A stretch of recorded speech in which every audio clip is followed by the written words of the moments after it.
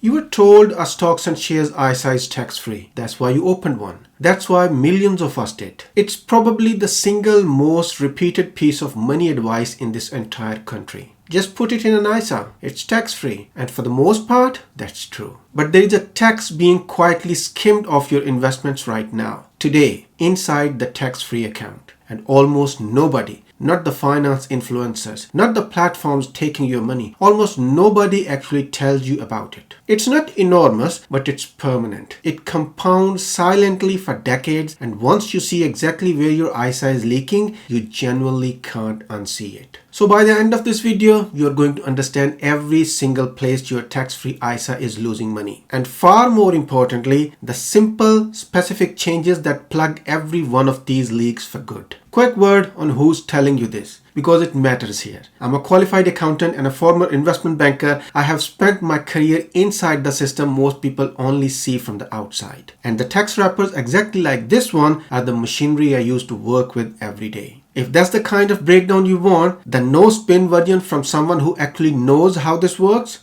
subscribe. Let's start with the leak almost no British investor has ever heard of. The one hiding in plain sight every single time an American company pays you a dividend. Here is something most people never stop to think about. An ISA is a British invention. It's a set of rules written by UK government and forced by HMRC, which means it only has power over one thing: British tax. So when you buy shares in an American company, Apple, Microsoft, Coca-Cola, whatever's in your portfolio, and that company pays a dividend, the United States doesn't care that your account is called an ISA. To the American taxman, your tax-free British account simply doesn't exist. It's not a thing. And so the US takes its cut before that dividend ever reaches you. By default, that cut is 30%. 30. Now, there's a piece of paper that brings it down. It's called a W-8BEN form. You sign it once with your broker. It tells the US tax authorities, I'm a UK resident, I'm covered by the treaty between our two countries, and it drops that 30% down to 15%. Most of the big platforms, Hargreaves Lansdown, AJ Bell, Fidelity, they get you to sign it automatically when you enable US shares, and it lasts about 3 years before it needs renewing. So far, so manageable. But here is the part that genuinely surprises people. Outside an ISA, if you had paid that 15% to the Americans, you could claim it back against your UK tax bill. It's called the Foreign Tax Credit Relief. You don't get taxed twice on the same money. That's the whole point of the treaty. Inside an ISA, you can't. And the reason is almost poetic. To claim that 15% back, you need a UK tax bill to offset it against. But your ISA has no UK tax bill. That's the entire reason you opened it. So there is nothing to claim the credit against. The relief is worth zero. That 15% is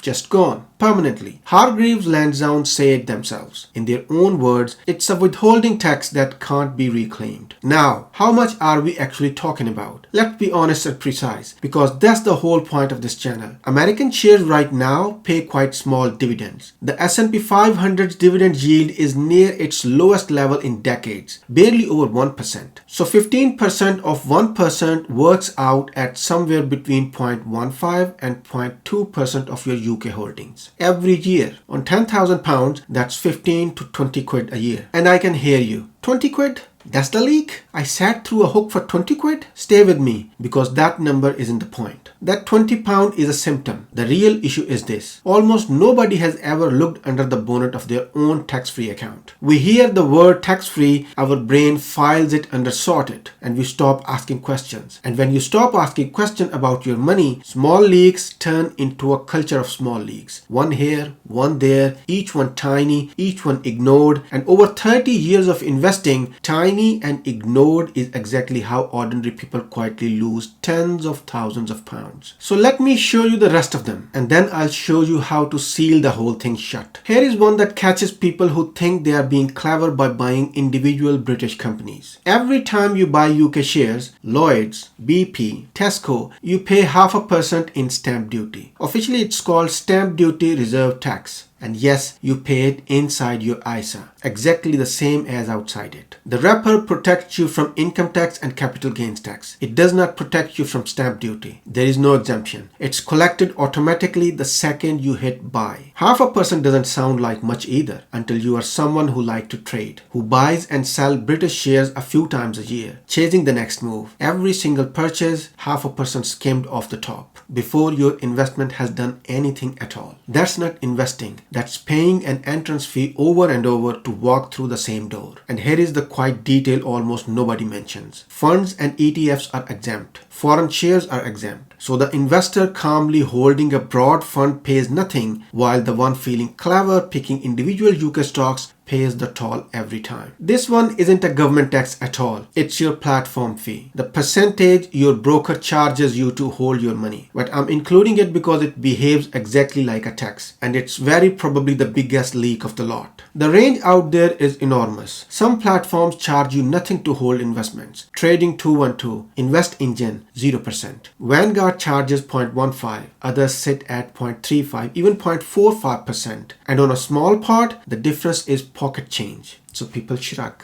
But run the math on a serious portfolio, the way an accountant has to. On £100,000, 0.15% is 150 quid a year. At 0.45%, it's 450. That's a £300 gap every year. And remember, inside an ISA, every pound you don't lose to fees stays invested and compounds completely tax-free for the rest of your life. Compound that gap over 20 years and you are not looking at £300, you are looking at 8, 10, 12,000 pounds of growth you simply handed away for nothing, for a more expensive logo on your statement. And one more, because I want this video to still be right a year from now, in the most recent budget, the government confirmed a brand new charge. From April 2027, a flat 22% tax on cash interest sitting inside the stocks and shares ISA. Now, read the small print because the headline won't. This only hits uninvested cash, money you have parked in the account and not actually invested. Your shares, your funds, your ETFs completely untouched. But it tells you everything about the direction of travel. The edges of tax-free are being completely sanded down year after year, which makes understanding exactly how your wrapper works more important now, not less. Right. That's where the money is escaping. Here is how you seal every one of those leaks.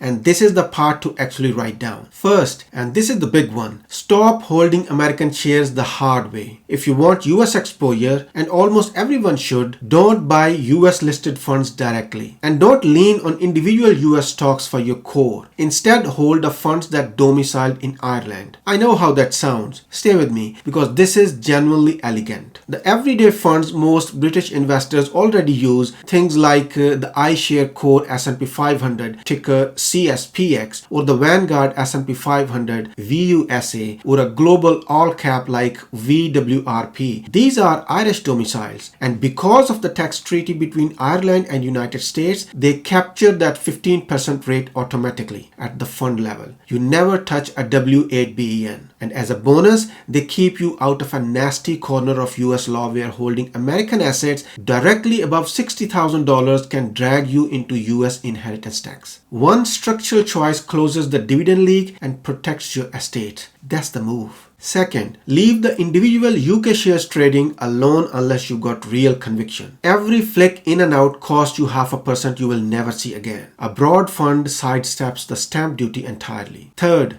go and look right now, today, at what percentage your platform charges you to hold your money. If you've got a meaningful pot sitting on a 0.45% platform, you are very likely overpaying by thousands over your investing life. And you can move it across in pieces without selling a thing. And fourth, don't let cash sit idle in there, especially with that new charge coming. Cash in an investing account is money that's forgotten its job. Now, zoom out, because here is the principle underneath all four. Building real wealth was never just about picking the right fund or timing the right moment. It's about plugging the small, persistent leaks, because over decades, those leaks compound exactly like your gains do, just in the wrong direction. The investor who quietly seals every leak and lets the rest compound untouched, tax-free for 30 years, that's the one who ends up wealthy. not the one chasing the next hot stock while bleeding 0.5% here and 20 basis point there without ever noticing. So let me give you the honest verdict, because I don't want you walking away thinking the ISA is a con. It absolutely is not. Outside this wrapper, a higher rate taxpayer pays nearly 34% tax on dividends above a tiny £500 allowance. And that rate is climbing again this year. They pay 24% on investment gains and they fill in a tax return to do it. Inside the ISA, none of it. No dividend tax, no capital gains tax, no paperwork, nothing to declare. That protection is worth multiples of every leak we have talked about combined. The leaks are rounding errors next to what ISA saves you. So the verdict is simple. Your ISA is leaky at very edges and absolutely essential at its core.